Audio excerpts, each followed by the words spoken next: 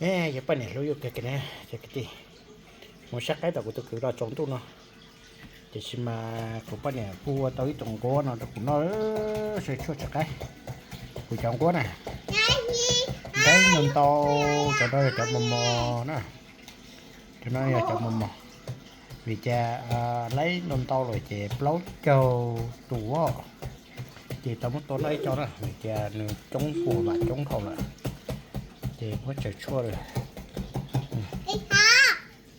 đó hiểu không? Oh, patient. You eat my pigeon? You want pigeon? Yeah, eat mama. Let me give you mama pigeon, okay? It's good. Okay, I know you like it. Chị dùng nó sẽ thế.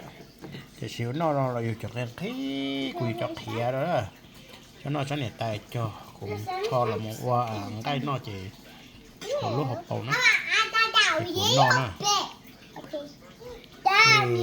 Cá chơi vậy, có nè. Nhiều quá chị tốn nó hết sức nè, cái tí nè. Nhiều tao lần đầu chị tốn nó ít xe. Chỉ xe. Giờ lần đầu nó khổn đâu. Nói xem có gì chúng nó mà là hồ bạc cái đó, ta sẽ nói trước ua mình nhiều ít cho lại hết. Chứ chắc ăn thì cây rồi thế này. Ua dèo vào. Xịn nó, giờ có chơi đà lên nhau. Nó của tôi cứ tao xe của tôi cứ chéo của tôi cứ bò của cho ông con tao thầu tôi sẽ cái dù nhé nó phải có một trong cái trong này một cái sọ này cũng ra một chút rồi có một trò da này có một trò da chỉ liệt tỏ này nhà có chỉ trò cái kia trong chỉ là nhỏ trong chỉ là còn nhỏ rung này nè